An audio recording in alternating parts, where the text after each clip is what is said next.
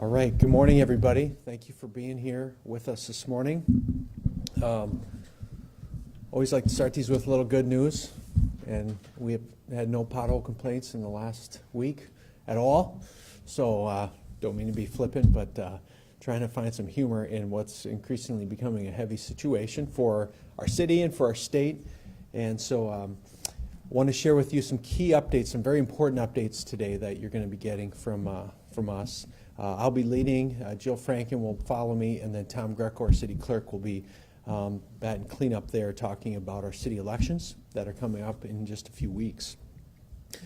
So many folks are continuing to ask me about closures of businesses, and I want to first start with the business, kind of white-collar business side. A lot of people reaching out to me, a lot of people saying, my business is operating in this way. We have too many people in our cubes. We have a small break room, and there's 10 of us in the break room. Mayor, can you call our business? Can you get involved in our business? I don't have the authority to call Joe's call center and tell them to change their business operations. It's just not the mayor's scope of authority. What I can do is continue to preach the message I've been preaching for the last couple weeks and encouraging businesses to act responsibly in that. So again, that message being, if your employees can work remote, let them work remote. If they can't, you need to be adjusting the setup of your business to make sure your employees feel safe coming to work and that they feel that you're taking the threat of COVID seriously. And there's hand sanitizer everywhere. There's an enhanced pressure to wash hands on a regular basis. There's more disinfectant and cleaning practices that are happening.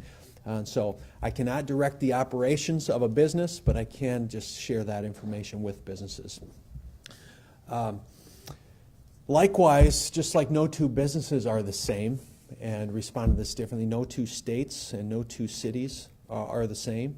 So decisions that we're making right now are being made in our state and in our city based on a number of factors. And that include what are the powers of the mayor in our form of government, what are the powers of our governor, and what are the powers of the feds in situations like this. I think everyone can agree this is very rare and uncharted territory that we find ourselves in.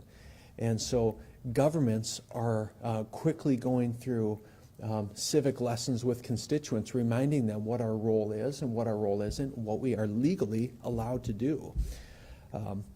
We just heard from the governor that on a press conference that she just had, that she's working on an executive order that she is going to be issuing today that will provide additional clarity for businesses, for municipalities, and for others around the state, other communities, on some of the protocols and procedures that she will be recommending.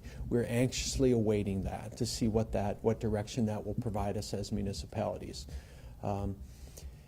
It's my hope and my desire that we can come up with a unified approach to how we're responding to COVID in our state. There are issues in Beadle County. In fact, the governor said this morning, community spread issues now in Beadle County. Rapid City and Pennington County out there, not the county itself, but Rapid City itself, is taking actions to mandate the closures of entertainment-focused facilities and businesses in their community. And so my concern is, as we get a patchwork of all these localities doing things differently, it's not unified, and it would be very hard to enforce. So for instance, if we do something in Sioux Falls, in the 80 square miles of Sioux Falls, I don't govern T, I don't govern Harrisburg, Hartford, Renner, Brandon, and so it really loses a lot of the teeth without a more universal approach. So we're really anxious to see what universal mandates we can look at doing if and when we get to that point as a state. I will tell you right now, though, that without a mandate from the state, I have asked our public health director to convene a meeting with our Board of Health to discuss this topic and consider potential actions up to and including the recommendation of closing businesses if the data provided to us supports that. And I'll tell you, the data provides that. As of today, with confirmed community spread now in Beadle County, we're at that point. right? And so I will be making a recommendation from the city to that Board of Health to recommend that they take that step. The Board of Health probably never thought they would find themselves in this situation where they have as much authority as they do in this situation, but they do. I also want our residents to know the buck absolutely does stop with me in the city of Sioux Falls. I'm here to lead. I'm here to make the right decisions. I can control what I can control, and that's the city limits of Sioux Falls. And if the decisions are being asked to be made on a local level on these sorts of things, we'll make them, and we'll figure out a way to make them. And the way we have to work around that right now is through our Board of Health. So they will be meeting at 2 o'clock tomorrow, and that will be my recommendation to them based on what I've seen in Beadle County. I also want to highlight something that is not being talked about, but needs to certainly be addressed when we're talking about public health.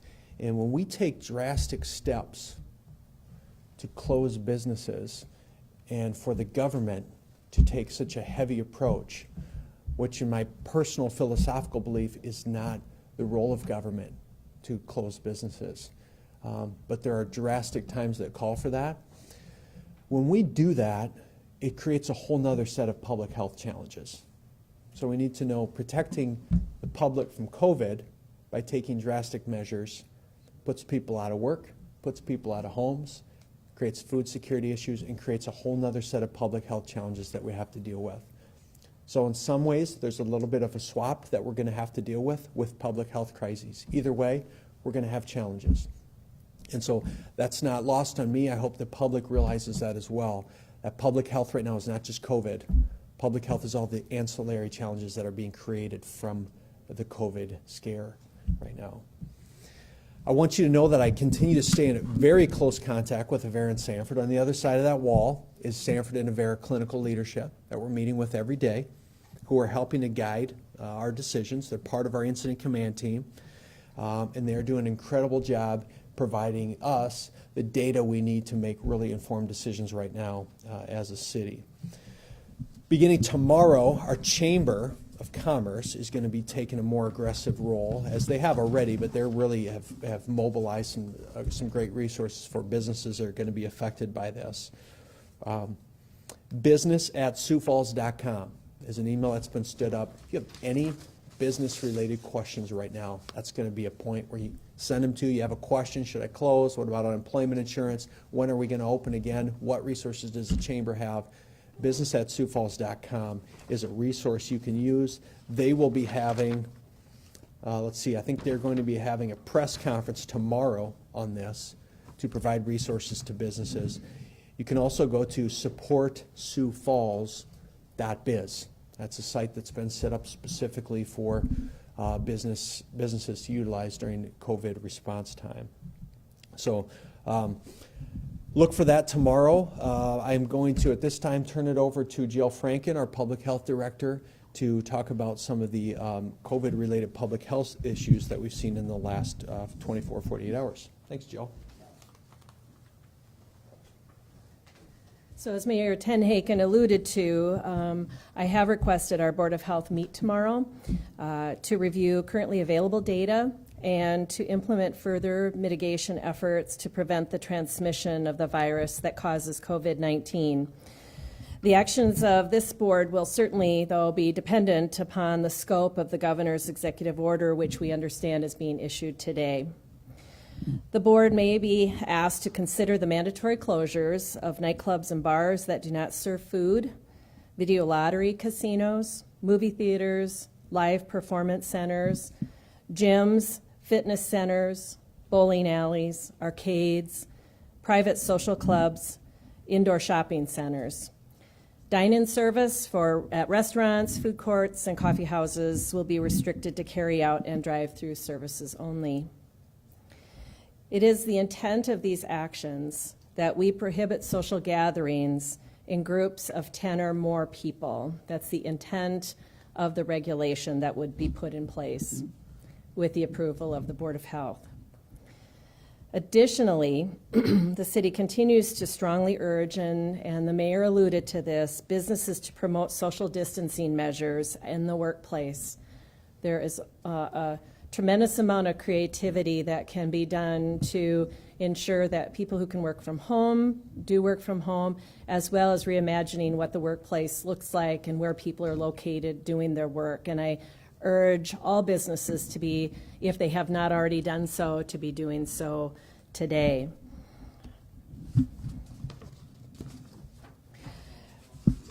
All in all, we must continue the practice of social distancing, good hand washing, and good respiratory hygiene.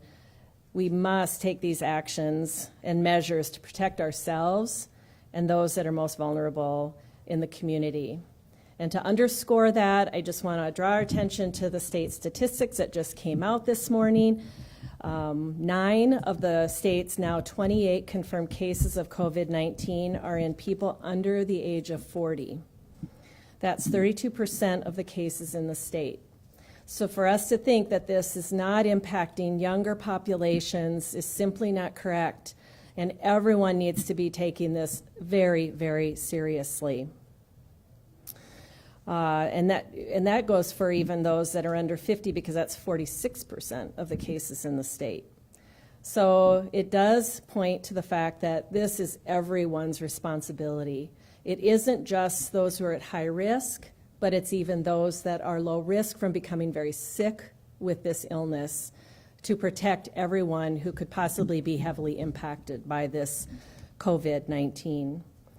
So I'm encouraging, again, also parents, please keep your students from gathering together. This is the time to be doing things as a family, in your own family unit, and not to be having kids congregating in each other's homes at this time. So please, everyone, follow the advice that's being given to you. The only way we're going to be able to impact this disease and protect the health of our community is that everyone does their part. And so with that, I'll turn it over to Tom Greco, our city clerk.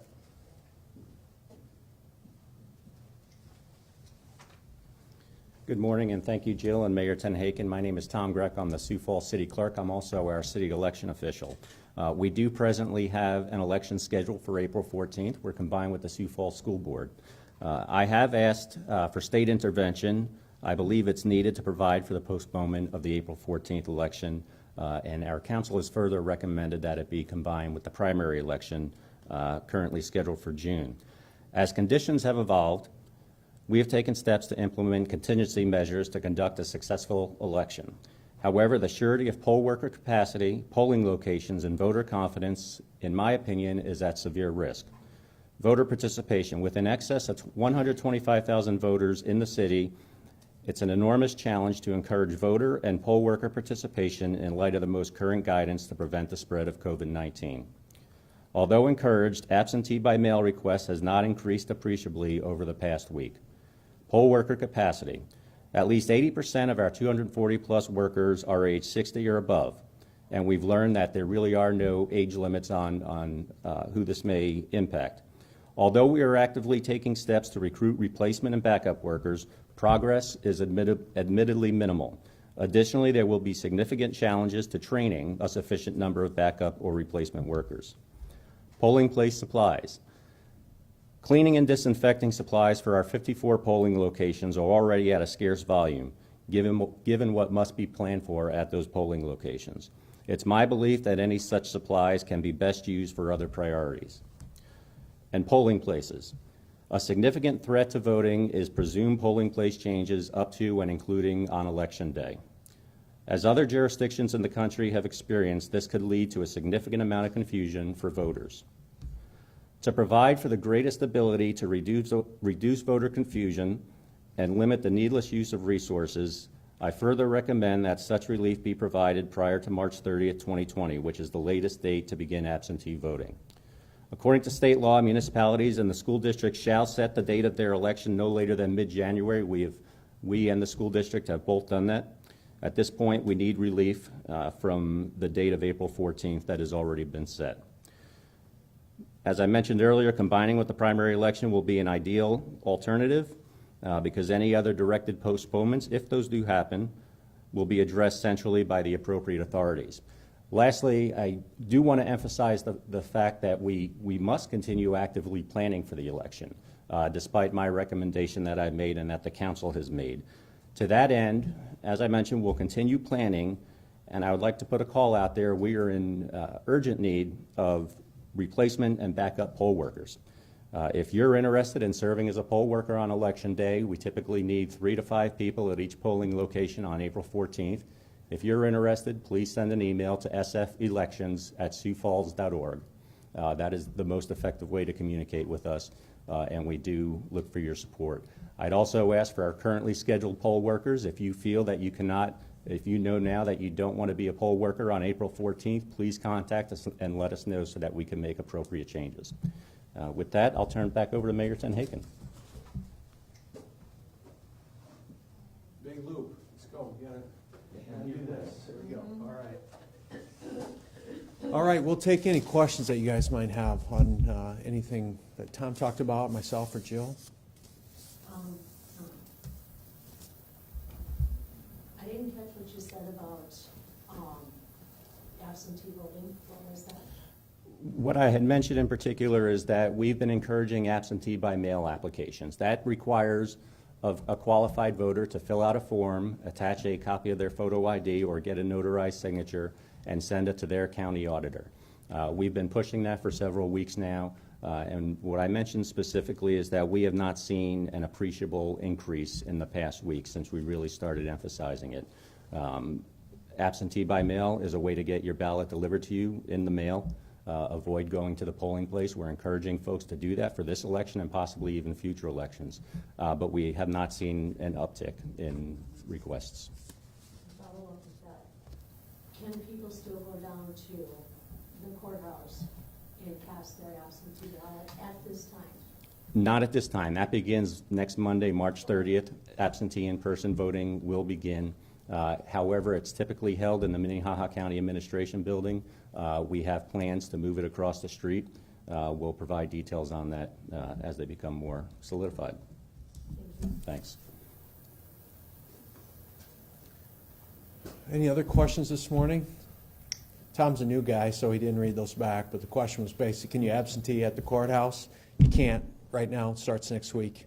And the other one was, have we seen in-person absentee voting? Yeah, so that was the questions.